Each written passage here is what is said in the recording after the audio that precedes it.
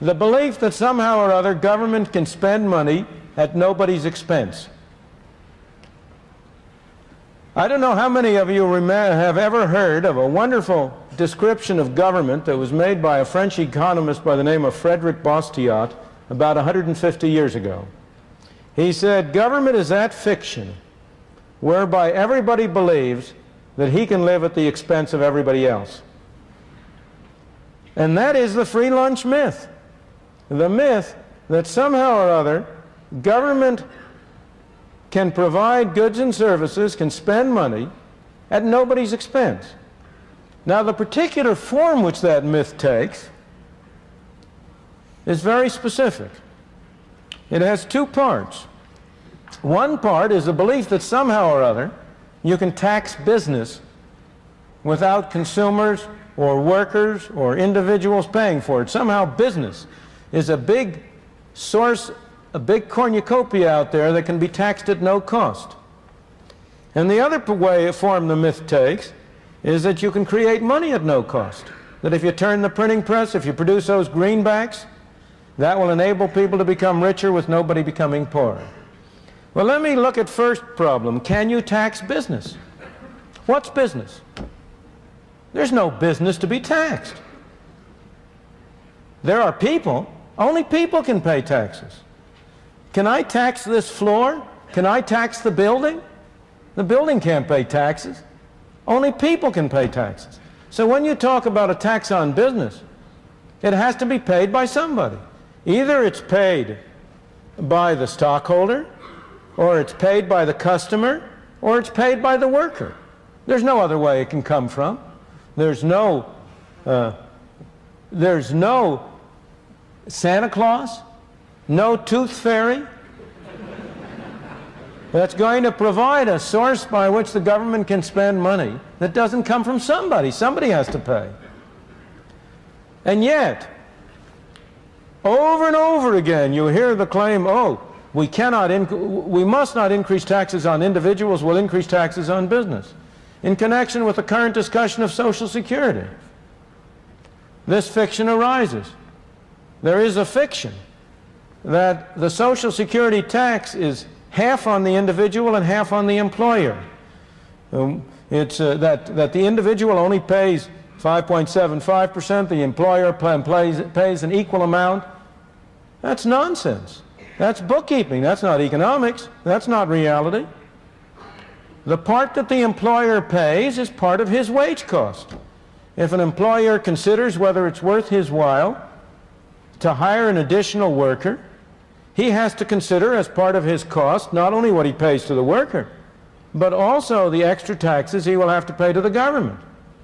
It makes no difference to the employer at all if he pays the worker a bigger check and the worker pays a larger part of that directly to the government, or he pays the worker a smaller check, but in addition has to send a check to Washington.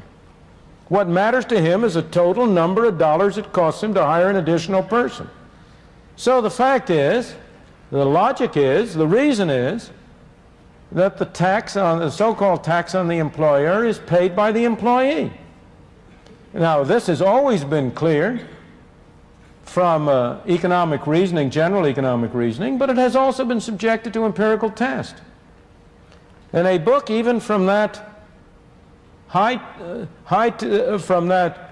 temple of belief in greater and bigger government, the Brookings Institution in Washington, published a couple of years ago, demonstrated empirically that the tax on the employer was really paid by the employee, that it was shifted to the employee, and it can't be any other way, as you will see if you think about it. So business doesn't pay that tax. And yet, despite this, you have the great move in Congress right now in remedying the problem of Social Security to impose a larger fraction of the tax on business on the alleged grounds that somehow or other that spares the worker. It doesn't have any such effect. It reduces the incentive to hire people and thus is imposed on the worker. But again, if you look at the taxing corporate profits, the distinction you have to draw is between who writes the check and who fundamentally bears the cost. It may well be that an official of a corporation writes the check for the tax on profits, so-called profits. He writes the check, but who pays it? He doesn't pay it. Here is a poor fellow who may be earning a modest competence. He may be writing a check for $10 million. That isn't coming out of his hide. Where's that $10 million coming from?